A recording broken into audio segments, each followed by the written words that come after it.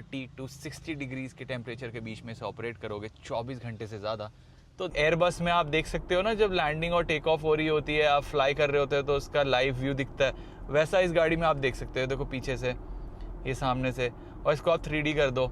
अब आप 3D में अपनी कार को यहाँ प्रिडिक्टिव ड्राइविंग से ह्यूमन इंटेलिजेंस कर सकती है, क्योंकि आपको पता है कि वो गाड़ी वहाँ से कट ज़रूर मारेगी। फ़ैन एडजस्ट करना है तो उसके लिए भी आपको इलाज मिलेगा। CBU इंपोर्ट्स पर 100% लगने वाली ड्यूटी के बाद भी ये गाड़ी इंडिया में 49 से 52 लाख रुपीज़ की बेची जा रही है। लेकिन आप सोचोगे ठीक ही तो है, बट ये है एक 500 लीटर बूट स्पेस वाली 5 सीटर कार जो 4.5 सेकंड्स में 0 to 100 करती है। That means it's faster than a base spec Porsche Taycan. ये है BYD की सी लायन 7 जो टक्कर लेना चाह रही है BMW की iX1 और Hyundai की Ioniq 5 से। तो अगर आपके पास भी 50 से 55 लाख रुपए हैं और एक EV खरीदना चाह रहे हो तो क्या इसे कंसिडर करना चाहिए, इस वीडियो में बताएंगे। Let's start the video. But आगे बढ़ने से पहले प्लीज़ सब्सक्राइब एंड वो छोटा सा बेल आइकन दबाना ना भूलें। इसके बोनेट के नीचे जो आप खाली स्पेस देख रहे हो, फ्रंक वगैरह देख रहे थे, वो इसलिए है क्योंकि इसकी जो लो वोल्टेज बैटरी है जो आपके ये ऑक्सिलरी यूनिट्स वगैरह रन करती है वो लगी है इस सीट के नीचे। और बेस्ट पार्ट ये है कि वो वर्ल्ड की पहली ऐसी बैटरी है जो लेड एसिड नहीं LFP केमिस्ट्री फॉलो करती है। और तो और वो 6 गुना हल्की है एक रेगुलर लेड एसिड बैटरी से और 15 साल लास्ट करेगी।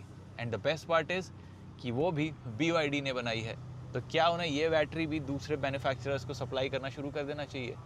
अभी हो रहा है 31 डिग्रीज का टेम्परेचर जो इस गाड़ी के लिए एकदम आइडियल है। कंपनी का कहना है -10 to 40 डिग्रीज में ये बहुत आराम से बढ़िया तरीके से काम करेगी। क्या बात कर रहे हैं? लेकिन अगर आप -30 to 60 डिग्रीज के टेम्परेचर के बीच में से ऑपरेट करोगे 24 घंटे से ज़्यादा तो दिक्कत आ सकती है। इसमें आपको मिलते हैं 20 इंच के एलॉय व्हील्स जो बहुत बढ़िया दिखते हैं।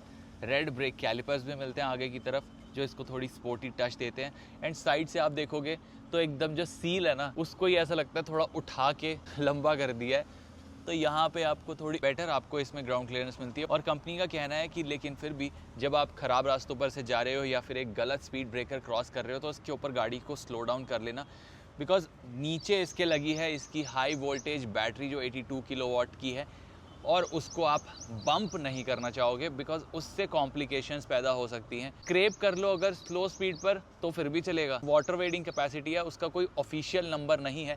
जो ये हाफ ऑफ द व्हील्स है ना, यहाँ तक आपका अगर पानी जा रहा है तो आप यहाँ से इसको वाटर वेडिंग कर सकते हो, लेकिन वहाँ पर भी आपको स्लो एंड स्टेडीली जाना है। और हाँ, जब वाटर वेडिंग कर रहे हो तो AC बंद करके गाड़ी चलाना। देखो वैसे तो BYD की जो ब्लेड बैटरी टेक्नोलॉजी है वो सेगमेंट बेंचमार्क सेट करती हैं। इनफैक्ट टेस्ला यानी इवन इंडिया में महिंद्रा और मारुति को इनकी बैटरी सप्लाई होने वाली है। लेकिन इनकी खुद की बैटरी का अगर आपको ध्यान रखना है तो उसके लिए कंपनी ने ढेर सारी टिप्स दी हैं। सबसे पहले तो इसको 100% तक चार्ज करो हफ्ते में एटलीस्ट एक बार, और फिर अंडर 10% से 100% चार्ज करो एटलीस्ट 3 से 6 महीने में एक बार। इससे आपकी बैटरी की हेल्थ अच्छी बनी रहेगी। और अगर आप ट्रैवल कर रहे हो तो अपनी गाड़ी में एटलीस्ट 40 to 60% चार्ज छोड़ के जाना अगर आप 7 दिन से ज़्यादा ट्रैवल कर रहे हो। और तो और अगर आप ओवर स्टे कर गए अपनी डेस्टिनेशन पे और महीने भर तक नहीं आए और गाड़ी पूरी डिस्चार्ज हो गई, 0% हो गई, तो आपको एटलीस्ट 7 दिन के अंदर अंदर इसे फुली चार्ज करना पड़ेगा, अदरवाइज़ डैमेज होने का खतरा है। अच्छा, कार की कुछ ऐसी दिखती है। यहाँ पर आपको ये लॉक अनलॉक ये 2 बार दबाओगे तो इससे आपकी बूट अनलॉक हो जाएगी और यहाँ से आप रिमोट स्टार्ट कर सकते हो। बाकी मैं आपको इसकी डिटेल्स दिखा देता हूँ। जैसे ये हेडलैम्प्स वही सील वाले फॉर्मेट में आपको हेडलैम्प्स देखने को मिलते हैं LED के। ये जो डायनामिक टर्न इंडिकेटर्स हैं ये बहुत बढ़िया लगते हैं। यहाँ पर सामने सब कुछ क्लोज्ड ऑफ है बिकॉज EV है तो यहाँ पर कुछ ओपन रखने की ज़रूरत है ही नहीं, ठीक है। और यहाँ पर आपको ये ADAS की रेडार देखने को मिलती है। बाकी ये EV को कूल करने के लिए, जिसकी बैटरी है उसको कूल करने के लिए आपको यहाँ पर वेंट दिए गए हैं। यहाँ पर भी ये वेंट देखोगे आप छोटे से। बाकी ये ओशन एक्स जो फ़िलासफ़ी है डिज़ाइन की वो आपको देखने को मिल जाती है। BYD की बड़ी बड़ी बैजिंग यहाँ पर देखने को मिल जाती है। जो फ्रंक थी वो मैंने आपको दिखाई दी। साइड से गाड़ी कुछ ऐसी दिखती है। ये इसके एलॉय व्हील का डिज़ाइन है, 20 इंच का है। और ये जो प्रोफाइल है ना थोड़ी कम है, तो ये जो थर्ड्स पता पड़ते हैं आपको थोड़े कैबिन में ज़रूर आते हैं। BYD डिज़ाइन यहाँ पर और ये NFC कार्ड से भी खुलती है, वो की आपको मिलती है गाड़ी के साथ। और जब आप ये बटन प्रेस करते हो तो आपके ये डोर हैंडल्स पॉप आउट होते हैं और यहाँ पर आपको ये ब्लैक ट्रीटमेंट देखने को मिलता है।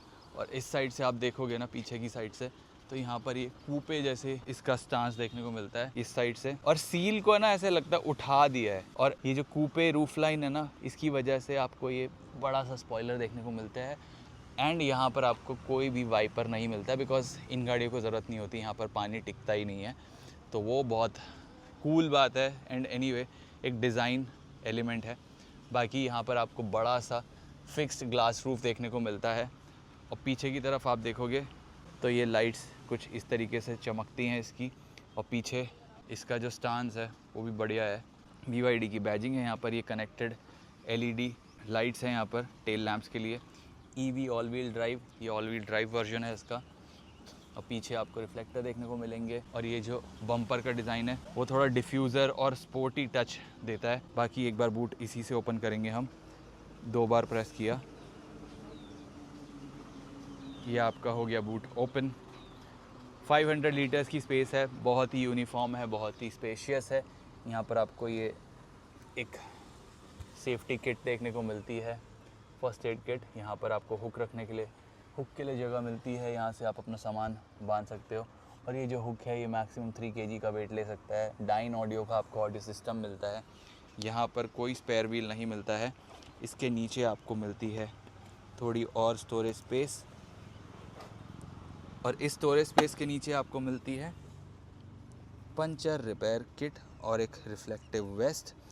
और ये है आपका इन्फ्लेटर। तो पीछे कुछ ऐसा माहौल है। ये जो सीट्स हैं इनको भी आप फोल्ड कर सकते हो। 60-40 स्प्लिट सीट्स मिलती हैं आपको। ये बटन प्रेस करके आप बंद कर सकते हो। फिर हम आते हैं इसकी रियर रो में। और रियर रो में आप देखोगे काफ़ी अच्छी स्पेस है। स्पेस के मामले में यहाँ पर कोई भी फॉल्ट निकाला नहीं जा सकता है। और रियर में आपको थोड़ी ये टिंटेड विंडोज़ मिलती हैं कंपेयर टू फ्रंट। देख ही सकते हो आप डिफरेंस कितना है। वहाँ पर ये फ्रंट वाली विंडो है, ठीक है, और ये रियर वाली है। दोनों में काफ़ी डिफरेंस है। एंड जो कुशनिंग है इन सीट्स की बहुत अच्छी है। जहाँ पर सॉफ्ट होनी चाहिए वहाँ पर सॉफ्ट है, जहाँ पर हार्ड होनी चाहिए वहाँ हार्ड है। तीनों में आपको एडजस्टेबल हेडरेस्ट मिलता है। 11 एयरबैग्स इस कार में आपको देखने को मिलते हैं। ये आपका फोल्डेबल आर्मरेस्ट है, यहाँ पर आप फ़ोन रखने की जगह देख सकते हो। और यहाँ पर आपको कप होल्डर्स देखने को मिलते हैं। ये ऑडी स्टाइल के आपको ये लाइट्स देखने को मिलते हैं। यहाँ पर भी आप अपना फ़ोन रख सकते हो 2 जगह पे। और इसके पीछे आप मैगज़ीन रख सकते हो। यहाँ पर आपको रियर AC वेंट मिलते हैं। एंड बड़ा क्लीनली ये ओपन होता है आपका एनक्लोजर, जिसमें है type A and type C socket. Door pocket का साइज़ अच्छा खासा है। एंड जो डोर है ना, बहुत ही प्यारी थर्ड के साथ बंद होते हैं। एंड हर जगह आपको सॉफ्ट टच मटेरियल देखने को मिलता है। All this is very luxurious and nice to touch. ये रूफ़ पर भी आपको इस प्राइस में जो लग्जरी ब्रांड्स की कार्स हैं वैसा ही आपको एक्सपीरियंस देखने को मिलता है। और ये देखो इसका डोर हैंडल ऐसे लिफ्ट होके ओपन होता है। अब इसके बाद हम चलते हैं फ्रंट सीट पर।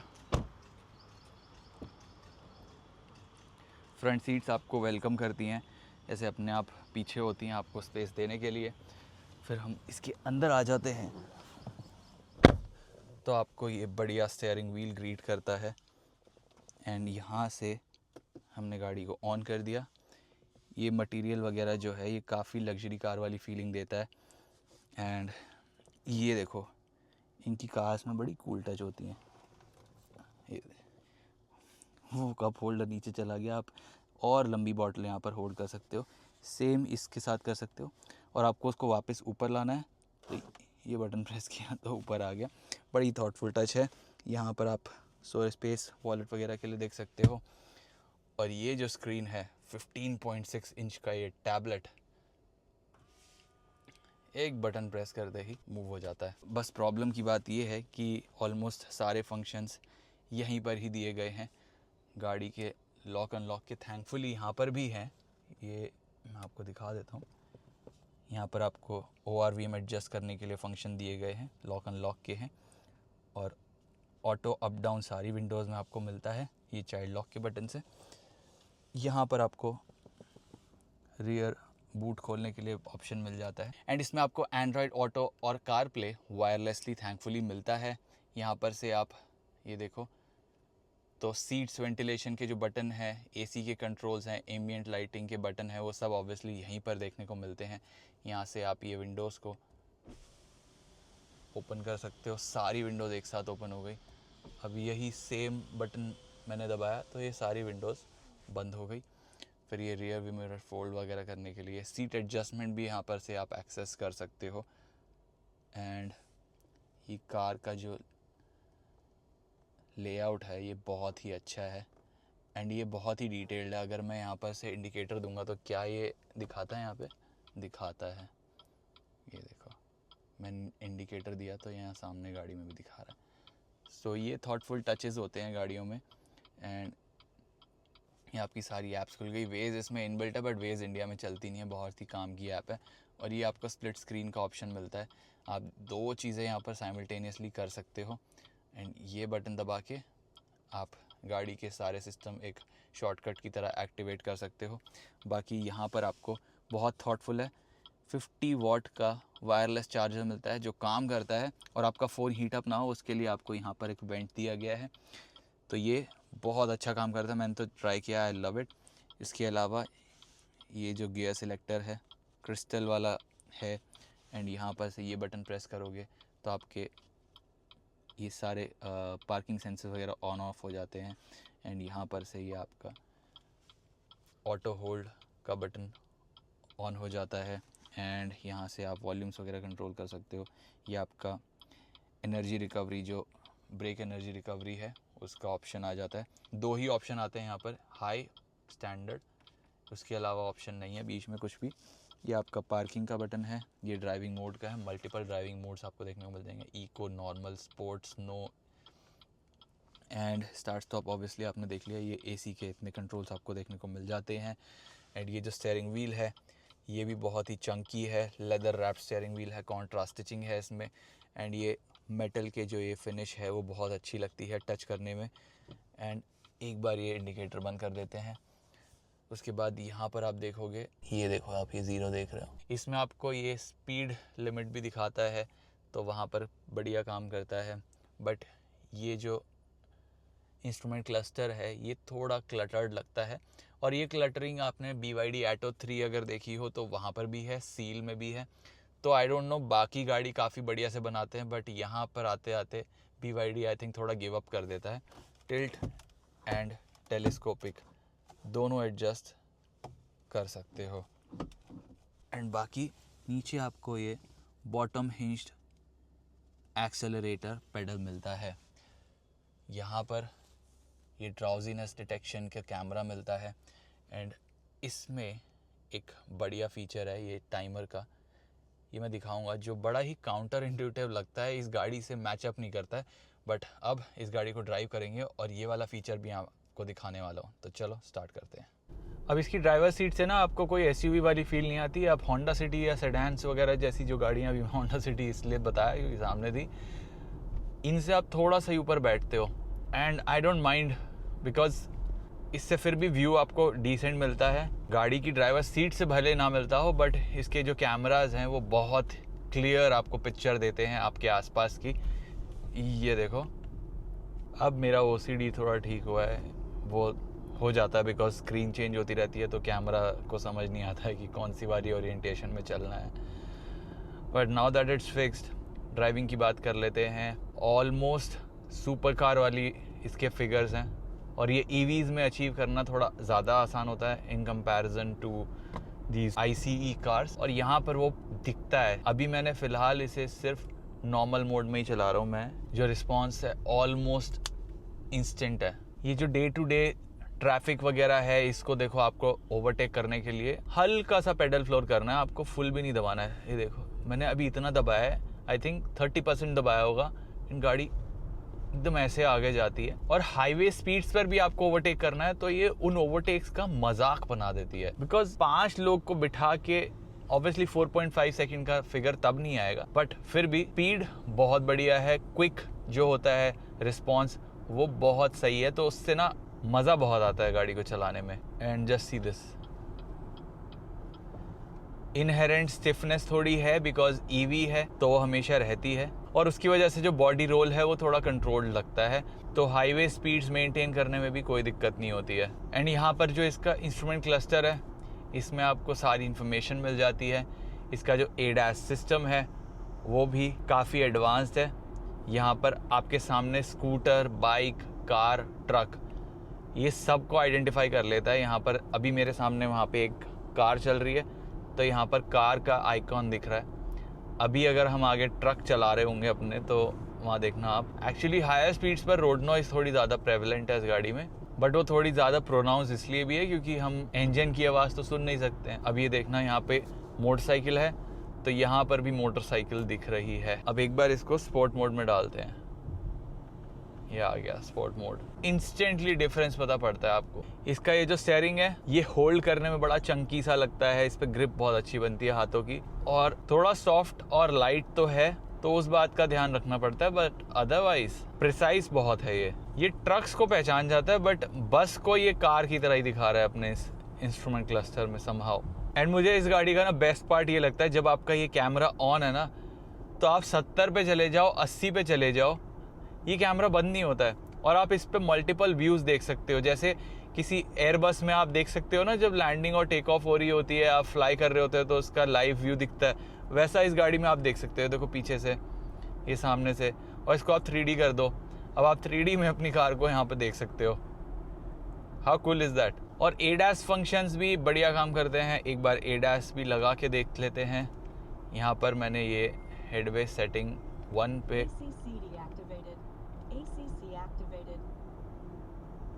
इसकी स्पीड बढ़ा लेते हैं।